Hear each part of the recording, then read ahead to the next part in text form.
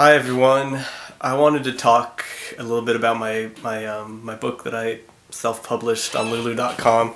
There's a link at the bottom underneath. The book called Free Wi-Fi Paris, and I wanted to give a little bit of background about the photos in that book. So I'm not a huge traveler myself. I have like a lot of anxiety, so traveling for me mostly is not that enjoyable.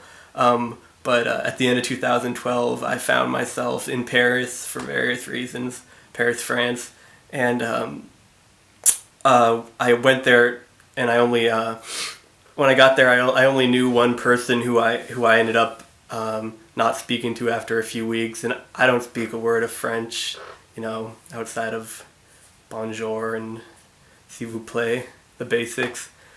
And also, for some reason, hadn't brought a camera with me, but I had brought my iPhone that I had bought about 3 days before I went on the trip because I needed a phone that could work in Europe.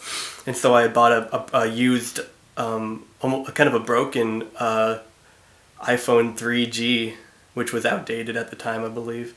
And that ended up being the only camera that I used the whole time I was there. And so I stayed in Paris for about 45 days. And on top of the anxiety that I had from being in a different country and not speaking the language, I started also sort of losing my mind a little bit, not having any human contact because I didn't know anybody. And so I ended up spending most of my days just wandering the streets of Paris, not really knowing what to do, and occasionally taking pictures with my phone. And I think what's really interesting about these pictures in this book are that they show really the fragile mental state that I was in. And it also happens to be that at the end of 2012, I was sort of at the peak of a sort of an addiction in my life. And I really, at that point, I was kind of having to relearn how to communicate with humans. I sort of had spent the last 2 years before that not really communicating with people, in the way that most people communicate. But I think it comes through in the photos.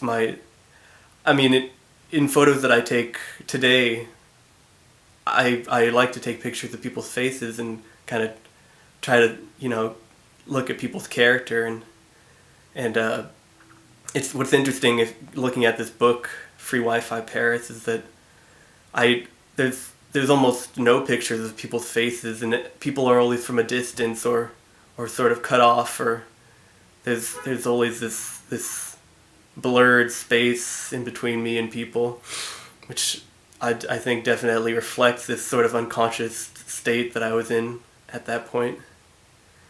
And that's what I find so interesting about photography, is that it has this ability to capture things that we don't even realize are happening.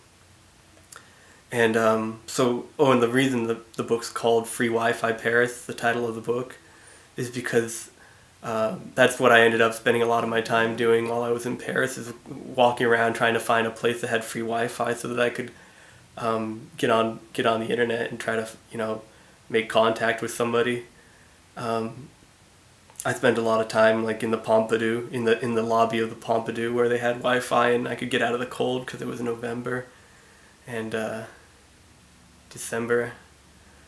So yeah, there's a link. I'm gonna put a link to buy the book, and a link also to the flip through of the book Free Wi-Fi Paris, and you can go check it out. And thanks for watching. All right, bye.